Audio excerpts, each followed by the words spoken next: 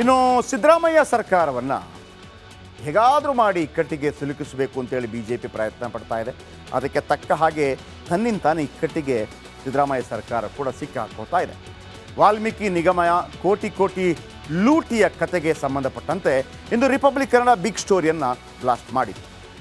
ಏನು blast already ಗೊತ್ತಿದೆಯಲ್ಲ, 87 ಕೋಟಿ, 193 ಕೋಟಿ, ಆಮೇಲೆ ನಾಗೇಂದ್ರ ರಾಜೀನಾಮೆ, ಆಮೇಲೆ MD ಮತ್ತು ಇನ್ನು ಲೆಕ್ಕ ಪರಿಶೋಧಕ ಅವರು ಅರೆಸ್ಟ್ ಆಗಿರುವಂಥದ್ದು, 13 ಜನರನ್ನ ಒಳಗಾಕಿರುವಂಥದ್ದು.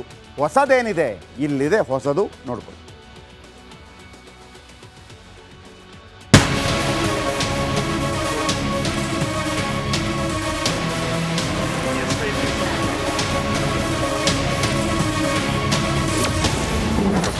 ವಾಲ್ಮೀಕಿ ನಿಗಮದ ಬಹುಕೋಟಿ ಹಗರಣ ಬಯಲು. ರಿಪಬ್ಲಿಕ್ನಲ್ಲಿ ಭ್ರಷ್ಟಾಚಾರದ ಆಡಿಯೋ ಬಾಂಬ್.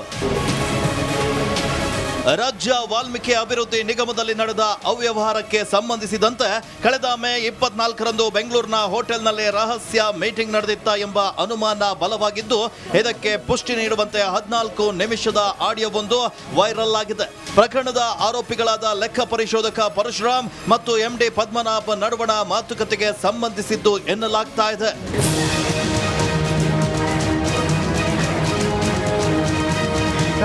ಅದೇ ನಂಗೆ ಅರ್ಥ ಆಗ್ತಾ ಇಲ್ಲ. ಲೆಕ್ಕಂಟ ನಾಗರಾಜ್ ಅವ್ರು ಏನಂತಾರೆ ಸರ್? ಅವ್ರಿಗೆ ಗೊತ್ತಿಲ್ಲ, ಹೇಳಿಲ್ಲ ಸರ್. ಅದಕ್ಕೆ ಇದೊಂದು ಆಪ್ಷನ್ ಇಟ್ಕೊಳ್ಳಿ. ಚಂದ್ರಶೇಖರ್ ವಿಶ್ವಾಸ ತಗೊಂಡು ನಾವು ಯಾವ ಅಲ್ಲ ದುಡ್ಡು ಬಂದ್ಬಿಟ್ರೆ ನಮ್ಮ ಸಮಸ್ಯೆ ಇಲ್ಲ. ಹ್ಞೂ ಸರ್.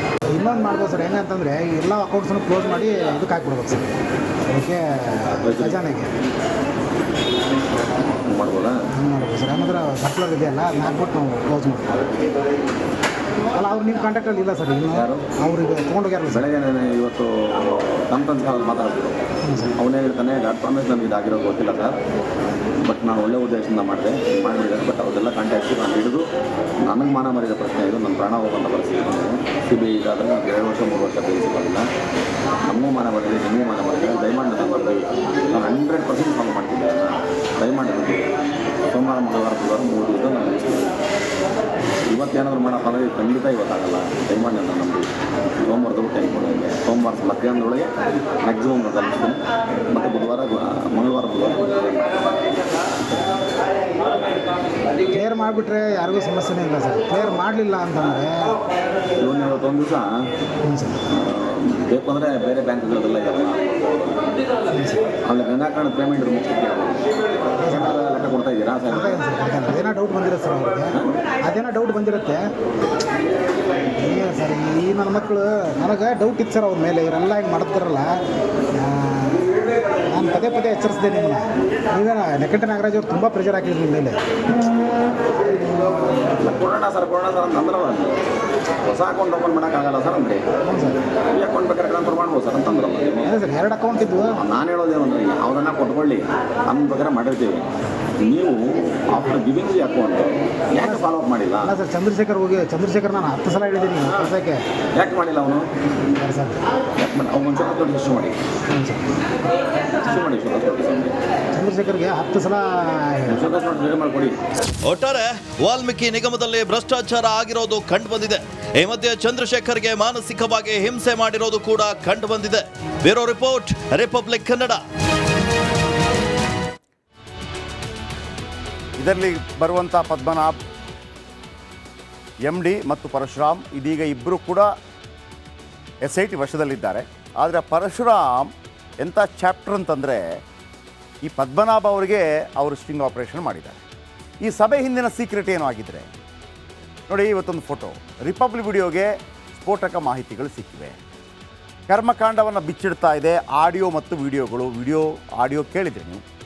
ಚಂದ್ರಶೇಖರ್ ಸಾವಿಗೆ 2 ದಿನ ಮುಂಚೆ ಒಂದು ಮೀಟಿಂಗ್ ಆಗುತ್ತೆ.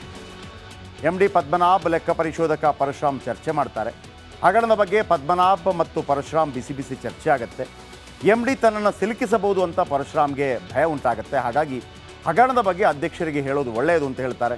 MD ಪದ್ಮನಾಭ್ ಬಳಿ ಮನವಿ ಮಾಡಿದ್ದ ಪರಶುರಾಮ್, ಹೇಳಿದರೆ ದೊಡ್ಡ ರಾದ್ದಾಂತ ಆಗುತ್ತೆ, ಸ್ವಲ್ಪ ದಿನ ಸುಮ್ಮನಿರೋಣ. ಮೀಟಿಂಗ್ ನಡೆದ 2 ದಿನದಲ್ಲೇ ಚಂದ್ರಶೇಖರ್ ಆತ್ಮಹತ್ಯೆ ಮಾಡ್ಕೋತಾರೆ.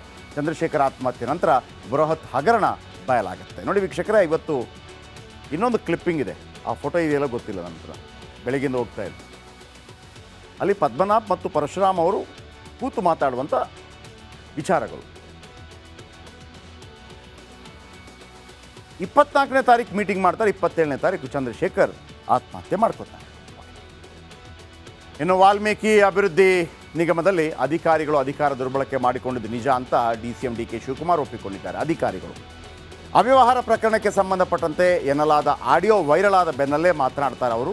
ಅಧಿಕಾರಿಗಳು ಅಧಿಕಾರ ದುರ್ಬಳಕೆ ಮಾಡಿಕೊಂಡಿರುವುದು ನಿಜ, ಆದರೆ ನೋಡಿ ಇಲ್ಲೊಂದು ಕ್ಲೀನ್ ಚಿಟ್ ಕೊಡ್ತಾ ಇದ್ದಾರೆ, ನಮ್ಮ ಸಚಿವರು ಶಾಸಕರು ಯಾರು ಕೂಡ ಅದರಲ್ಲಿ ಶಾಮೀಲಾಗಿಲ್ಲ ಅಂಥೇಳಿ DK ಶಿವಕುಮಾರ್ ಈಗಲೇ ಅವರನ್ನು ಬಚಾವ್ ಮಾಡೋ ಪ್ರಯತ್ನ ಮಾಡ್ತಾ ಇದ್ದಾರೆ. ಅದಕ್ಕಿಂತ ಮೊದಲು ಅವರ ಮಾತು ಕೇಳೋದಕ್ಕಿಂತ ಮೊದಲು ಪದ್ಮನಾಭ್ MD ಇದ್ದಾರಲ್ಲ, ಈ ಪದ್ಮನಾಭ್ MD ಮತ್ತು ಪರಶುರಾಮ್ ಇವರ ನಡುವಿನ ಮಾತುಕತೆ ನಾನು ಹೇಳಿದ್ದು.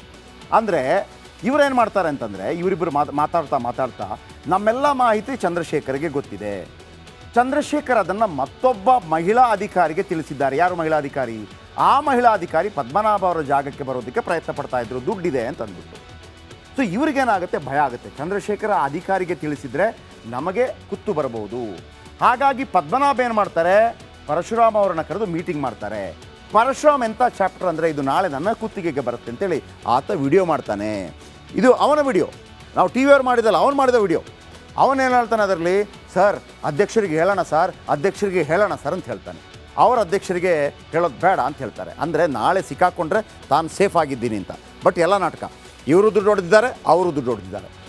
ಈ ಮೀಟಿಂಗ್ ಆದ ನಂತರ ಅವರು ಚಂದ್ರಶೇಖರ ಅವರಿಗೆ ಫೋನ್ ಮಾಡ್ತಾರೆ ಅಥವಾ ಭೇಟಿ ಆಗ್ತಾರೆ. ನೋಡಪ್ಪ, ಇಷ್ಟೆಲ್ಲ ಮಾಹಿತಿ ಕೊಡ್ತಾ ಇದೆಯಲ್ಲ ಅವ್ರಿಗೆ, ಎಲ್ಲ ನಿನ್ನ ತಲೆಗೆ ಬರೆದು ಸಾಯ್ತೀವಿ, ಎಲ್ಲ ನಿನ್ನ ತಲೆಗೆ ಬರಿತೀವಿ, ನಿನ್ನ ಕುತ್ತಿಗೆಗೆ ಬರುತ್ತೆ. ಇದು ಹೇಳಿದಾಗ ಚಂದ್ರಶೇಖರ್ಗೆ ಭಯ ಆಗುತ್ತೆ.